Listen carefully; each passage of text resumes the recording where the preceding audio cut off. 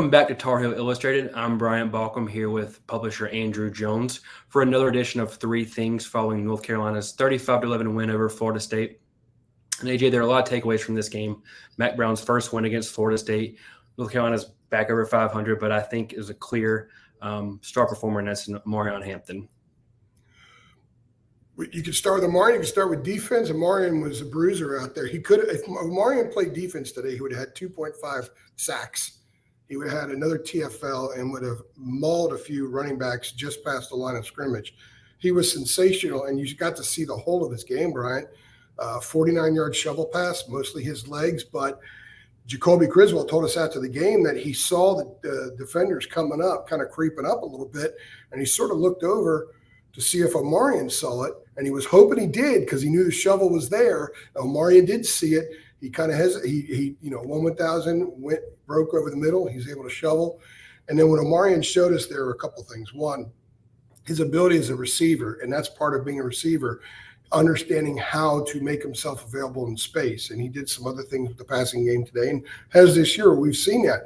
But his acceleration is something he has now that he didn't have as much 2 years ago. He had a couple big runs as a true freshman. I remember he had one at Georgia State, but it was different here because a couple of times from my vantage point in the press box, I thought a couple of FSU guys were closing in on him, and he just kicked it up a little bit more, got into the end zone.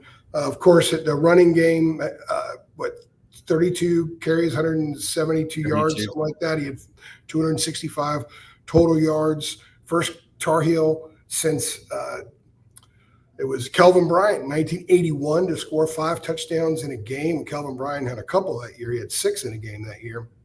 Omarion was phenomenal today, and he was so good that in one series in the second half, it was a 7-play touchdown drive, 75 yards. It was all Omarion. I mean, UNC was up 10 at that point. The game was not out of reach. He kind of took it upon himself to really hammer it home and distance North Carolina from Florida State, who was capable of putting some more pressure. That was the response. Florida State finally completed their second pass. Its second pass had one completion in the first half. They completed 3 or 4 passes, got down the field, and scored a touchdown, got the 2-point conversion. And we're looking around and say, guys, this thing's a 10-point game. So Omarion, 75 yards, 7 carries, had a 43-yard run. In fact, Jacoby Criswell, got a lot of people walking down the hall here. Jacoby Criswell said that he thought Omarion was going to score, and he looks like an idiot on the video running behind him with his hands up. A lot of people going around here. Decided to be the noisiest they've been all day when we're doing a damn video. This is your first one. You'll know this is what it's like in postgame. I had a Zamboni one time at Boston College because they were getting the hockey rink ready for BC hockey. Anyway, Jacoby said Mario made him look like a fool because he didn't actually score in that one. He got kind of tripped up. I think actually that was the horse collar play, and they scored a couple of plays later. He's a great college running back, and he's turning himself into a guy who could stick for a while in the NFL because he's a much better pass protector now than he was before. He's a much better receiver, and he's got that next gear, that acceleration, and he can handle the workload. It was kind of fun this week. We talked to him. We hadn't talked to him for a while midweek, and I said, do you know who Mike Voigt is? Mike Voigt had 47 carries against Duke in 1976.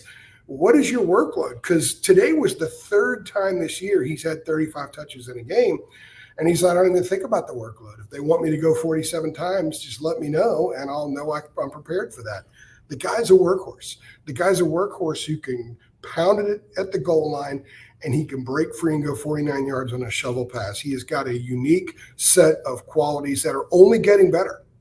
He's the IQ part of the game is there for him now, all the variances of the skills needed to play that position, and he's a damn dog, man.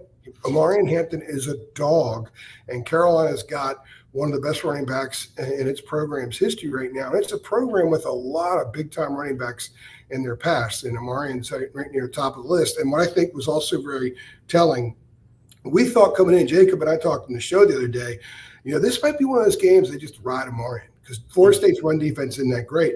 Carolina threw twice in the second half. And Jacoby's like, I love that. Because I asked him, I said, quarterback, you want to throw the thing around? I love it. That means we're in control of the game, and we're giving the horse the ball, and he's going to lead us to the victory. And he did. And I think it's more important, 35 touches. He didn't look tired. Those last 5 or so touches, he's not just, getting a yard or two. He's full steam ahead every single time he touches the football. Yeah. And the last touch looked like the first touch. Yep, you can't tell the difference. If you didn't see the scoreboard, you wouldn't know, how many touches he's had for the game. And for him, it's important to note that while he was the star performer on offense, that defense really stepped up. And, there was a time in the the first quarter, where Florida State's up 3-0. They get a goal line stand. You really start to question, is North Carolina, are they going to turn it on? Kind of what's going to happen here? And then Bo Atkinson came up. 4-play drive, 2 of those plays were sacks. The defense had 7 sacks on the day, 17 in the last 2 weeks. Held their opponent to under 300 yards. First time they've done that back-to-back on the road, 2007. They really stepped up and set the tone and allowed the offense to really get back in it and keep it a 3-point game instead of letting it snowball and get to 6 or even double digits. When Bo arrived, his nickname was Thor. And we kind of saw that out there today. But another thing, we added a new thing today. We did in the press box, and I asked him after the game. He flexes when he gets a sack. And so we saw 4 flexes today because he had 3.5 sacks. And we're calling it the Bo flex. Get it? He thought it was great. So maybe that's the new nickname, the Bo flex. Thor with the Bo flex. How about that? I'll tell you, when he gets 45, 50 snaps a game next year, he's going to be an absolute monster. He's going to put up some big-time numbers. He's got a very, very high ceiling to his game. He's already producing, playing a secondary role behind Des Evans. They love how Des sets the edge there. They love what Des does. Jeff Collins says Des does a lot of things you don't see in the stat sheet, but he makes everybody better on the field. Well, I asked Bo about that today because they get out there in a psycho package where he and Des are next to each other. And Bo is in a 3 technique, and Dez is next to him, and you've got Kamen Rucker on the other side. That's the psycho package. Those are 3 of the best pass rushers in the ACC right there, going at it. And Amari Campbell said today that when they're in front of him, it's like, let them just absorb all the attention. And if they don't make a play, one of the linebackers or a nickel or somebody can make the play as well. So the psycho package the last 2 weeks has looked like what we were told it was going to look like. In fact, they have 17 sacks the last 2 weeks, the Tar Heels do. And also, I might be wrong on this, but 25 of their 32 sacks this season are on the road. This club's been really solid defensively on the road. Minnesota, under 200 yards. Duke only had 3-something. They had 21 points. Carolina had 3 sacks there. Should have won the game. And then the last 2 weeks at Virginia and FSU. Now, I understand that FSU's offense is pretty bad. But one of my 5 keys coming in was they could not allow FSU to play out of character. Could not let them to hit on some balls and suddenly gain some steam. You mentioned the goal line stand. Carolina bungled that. They get down to the 5-yard line on Amari's legs, just give it to him every damn time, and he's going to score. But they chucked it once, and there was another. They screwed it up. He got the ball back on 4th and 1. They stopped him, and they didn't get any points there. I think the first or second play when Carolina got the ball back, Jacoby almost threw a pick. Would have been a pick 6. So you're kind of in that first quarter where is the Carolina game in which the Tar Heels should win, and I don't know what the spread was, but should win, but lay an egg, which has happened a lot. Is this going to happen? Because it's 3-0 after 1 quarter. They did move the ball to get into the position where they had the failed goal line on offense, 4th and 1. But then they got it going. They got it going because of Amari, and they got it going because they started getting sacks. Bo had 2 straight on consecutive snaps. And they were completely different plays. One was him as an athlete tripping up the quarterback. The other one was him just whipping the offensive tackle, using his spin move, and then getting to the quarterback. He's a high-end athlete, and Kamen's a high-end athlete, and Amari Campbell, who can get to the quarterback, is a high-end athlete. We're seeing the athletic ability on this defense kind of show up the last 2 weeks. It wasn't doing that before, and the kids all say, look, we're playing loose now. Max said today they scaled it back. They simplified things. And just by simplifying what they were doing, going back to the day 1 install, during the open week, what a lot of people mocked, but what it did is just scaled stuff back. Because they have less on their minds, they're quicker off the snap. And when they're quicker off the snap, that makes a world of difference. And everything they do is quicker. And they trust each other more and all that stuff. So we've seen that the last 2 weeks. Again, I know FSU's not a great offense, but Anthony Calandra is not a bad quarterback, and they made him look silly last week. And for North Carolina, I've seen the big differences are just getting pressure on the quarterback. Whether it was James Madison or Pittsburgh, a lot of these explosive plays are coming because the quarterback has all day. The defensive backs are having to cover for longer than they should have to. But now they're getting pressure on the quarterback. It might not end up in a sack, but it could end up in a bad pass, a throwaway, just a positive result. And I think that's making a big difference, especially with Kamen Rucker back.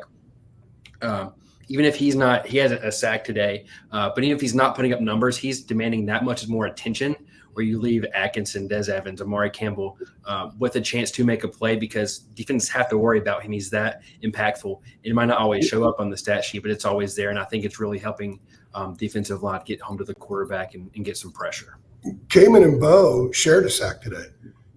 Yeah, I'm almost get out of here. We're getting kicked out of the stadium. They got to do some recruiting stuff here. Kamen and Bo shared a sack today where they both reached the quarterback at exactly the same time from different spots. It was as if they were magnetized getting there simultaneously. We're seeing what this team says it's been in practice. They say they've been great running the ball and very effective with the passing game when it's used. Today they were, 10 of 16 or something like that, 12 of 16 on third down. We're seeing Jacoby get better and better, and we're seeing what they want defensively. This is the prototype of what Jeff Collins wants. Now, with an off date, they have to do it again against Wake Forest, then have to do it again against BC, and then State. Those are all three teams they can beat. Those are all three teams that they run the ball like they have, and they get pressure up front like they had the last 2 weeks. They should win all three games. That's the bottom line. And so the last part of this, and we got to get going, so you're kicking us out of the stadium, is what this means. I'm kind of stealing your line there for a second because I don't want to get pulverized here. But what this means is that this team used the open date brilliantly.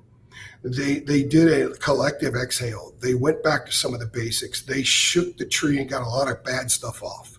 In the last 2 weeks, we've seen a very complete team. By the way, their kick coverage today was fantastic. Kick coverage was good. They did a lot of things well. They didn't make that many mistakes. Jacoby Criswell's not throwing an interception since September. And if he throws a higher than 60%, UNC is 3-0 on the season, and he did that today. And it's just effective. He's learning. He's getting better. He was 16 for his last 21 at Virginia. He was 13 at 17 today, so you do the math. That's pretty good stuff. He made one play today where it looked like Sam, where he escaped the rush. He looked like he was going down, made the play, and I think he threw it to Pacer on that one. So really, really good win for this team. I know Florida State is down and everything like that, but you don't come to Tallahassee and win 35-11 very often in time. It's only the fourth time they've ever won in Tallahassee. They won here in 10 and 16. It's Mac's first win over FSU, and I'm sure he's pretty happy to get that off his shoulders. But I got to get going because they're going to toss us all out of here. So they're doing some recruiting stuff, so media needs to get the hell out. Gotcha. One quick thing, I think UNC just, momentum was the biggest thing for today. This year they were 3-0, but the miskick Minnesota had, not an impressive win against Charlotte, going up 7 in the fourth quarter against Central. But I feel like this is the first time they have some solid momentum. You can point to some really good things that they've done on both sides of the ball that I think can be sustained over the last 3 games of the regular season. Absolutely. Open date, good win, 5-4. This team very well could finish 8-4. If they play like they did the last 2 weeks, and if they prepare the way that they have, and they're able to correct mistakes during the course of the game and not one bad thing become a lot of bad things, they will win the next 3 games. Yep. And they're finishing strong, 2 games in, ready to go. All right. For Brian, I'm AJ. Thanks for stopping by.